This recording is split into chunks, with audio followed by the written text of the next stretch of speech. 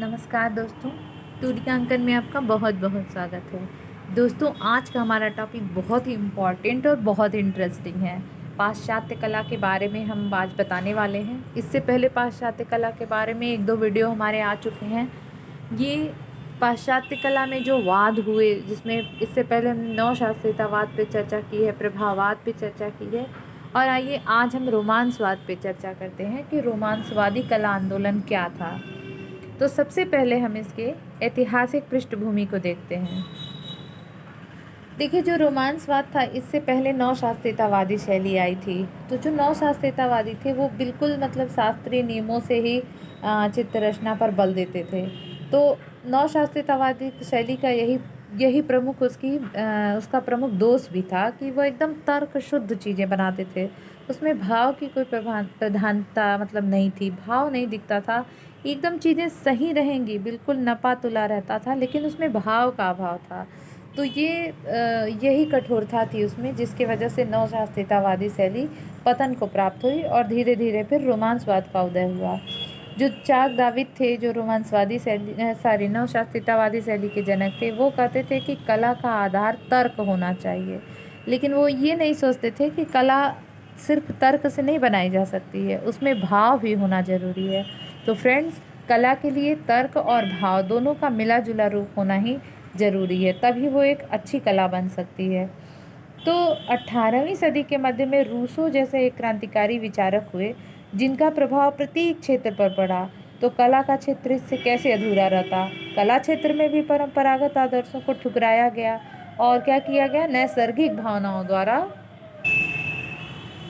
कला रचना शुरू की गई। तो यही रोमांसवाद था, मतलब यही रोमांसवादियों का कहना था कि जो हमारी भावनाएं हैं उनको हम उजागर करें, ना कि जो सिर्फ हम केवल उसको आधार को ही मानकर ना हर काम करें, तर्क को ही मत केवल लेके चलें, साथ ही साथ हम उसमें भावनाओं को भी जोड़ें। तो इस तरह से रोमांसवाद शुरू हुआ। रोमांसवाद का जो विचार था वह इसी पर था कि केवल बुद्धि से काम करने पर क्या होता है, कला की चेतना नष्ट हो जाती है, क्योंकि कला के लिए तो भाव बहुत ज़रूरी है, इसलिए उसका विकास नहीं हो पाता। अतः निर्भीक होकर स्वतंत्र विचार से कला की निर्मित होनी चाहिए। भावनाओं को जागृत करने के लिए उन्होंने क्या किया, भावनाओं को जागृत करने के लिए उन्होंने कल्पित कथाओं, साहसिक घटनाओं और परिकथाओं को चित्रित करना शुरू किया। रोमांसवाद को स्पष्ट रूप देने का श्रेय जेरिको को है। इन्होंने ही रोमांसवाद को एक सही रूप दिया। रोमांसवाद का अर्थ क्या था? देखिए, रोमांसवाद जो शब्द था वो अंग्रेजी शब्द रोमांटिसिज्म का अनुवाद है। और रोमांटिसिज्म जिसकी उत्पत्ति हुई फ्रेंच शब्द रोमा से इसकी उत्पत्ति हुई। रोमा का अर्थ है कथा या कहानी। तो इसी को स्वच्छंदतावाद भी कहा गया, रोमांसवाद को स्वच्छंदतावाद भी कहा गया। ध्यान रखिए, कई बार क्वेश्चन में स्वच्छंदतावाद पूछ देता है और हम समझ नहीं पाते हैं। तो स्वच्छंदतावाद और रोमांसवाद एक ही है। अब आइए देखते हैं कि रोमांसवाद का प्रमुख विषय क्या था। रोमांसवाद का प्रमुख विषय था साहसिक घटनाएं, रोमांटिक कथाएं, चमकीले रंगों का इसमें प्रयोग किया गया था, साथ ही साथ लयपूर्ण रेखांकन किया गया था। इन चित्र विशेषताओं से आप देख सकते हैं, पता चल जाएगा कि यह रोमांटिक चित्र है। अब जो रोमांसवाद के प्रमुख चित्रकार हुए उसमें सबसे प्रमुख हैं थियोडोरो जेरिको। इन्होंने 1819 में एक चित्र बनाया, मेदुसा का बेड़ा, जो अभी वर्तमान में लुव्र संग्रहालय में है। मेदुसा का बेड़ा लुव्र संग्रहालय में इस समय है। यह नवशास्त्रीयतावाद से भिन्न था। इसमें नवशास्त्रीयतावादी शैली से डिफरेंट तरह के कुछ चिन्ह दिखाई दे रहे थे, इसीलिए इसे रोमांसवाद का प्रथम चित्र माना गया। रेखा और रंगों को परंपरागत रूप से इसमें नहीं लगाया गया, बल्कि जैसे घटना है, घटना के अनुसार जो इसका करुण भाव प्रदर्शन है उसको दिखा करके इस चित्र को बनाया गया।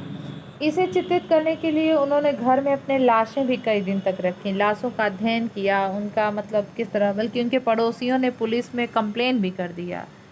तो इस तरह से इन्होंने मेदुसा का बेड़ा नामक चित्र बनाया, जिसे रोमांसवाद का प्रथम चित्र माना गया है।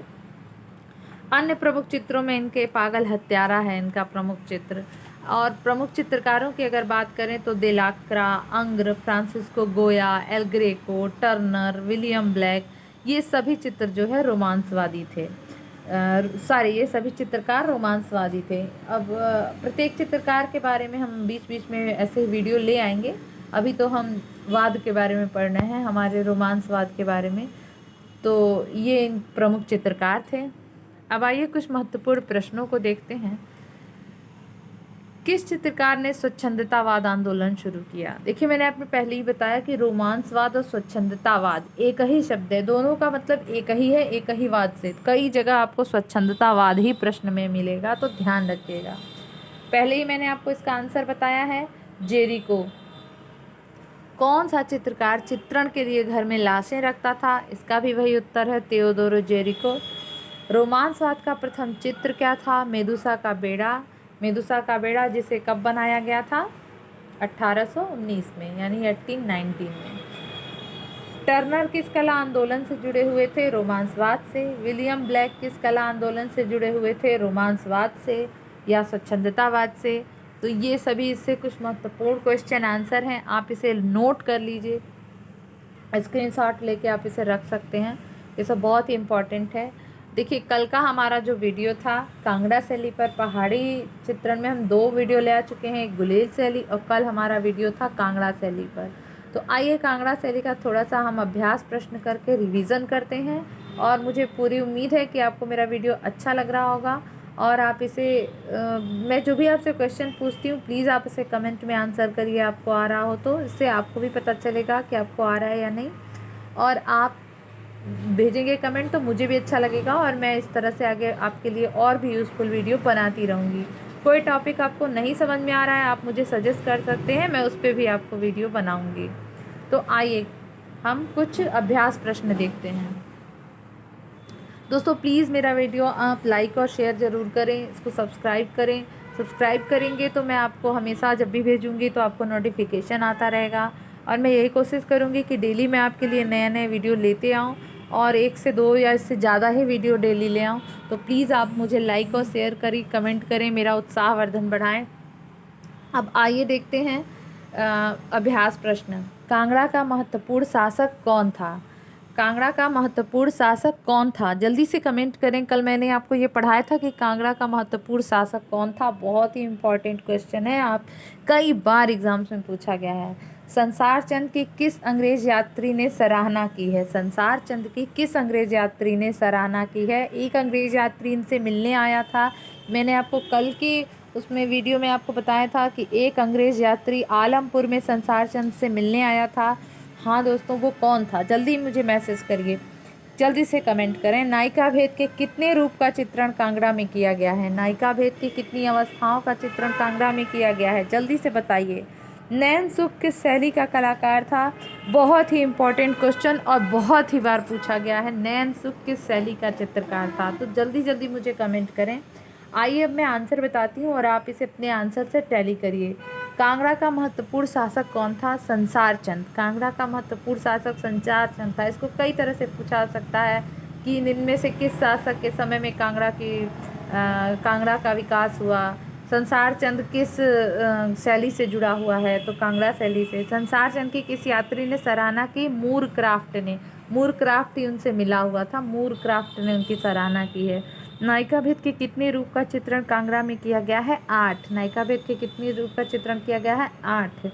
नैन सुख किस शैली का कलाकार था? नैन सुख कांगड़ा शैली का कलाकार था। बहुत बार नैन सुख को पूछा गया है, ध्यान रखिएगा, कांगड़ा शैली का कलाकार था, बिल्कुल ही भूलिएगा मत। और कल का मेरा वीडियो बहुत ही इंपॉर्टेंट होने वाला है, ये ग्राफिक कला से संबंधित है जिसके मैटर जल्दी नहीं मिलते हैं, तो उसे देखना नहीं भूलिएगा। तब तक के लिए बाय बाय।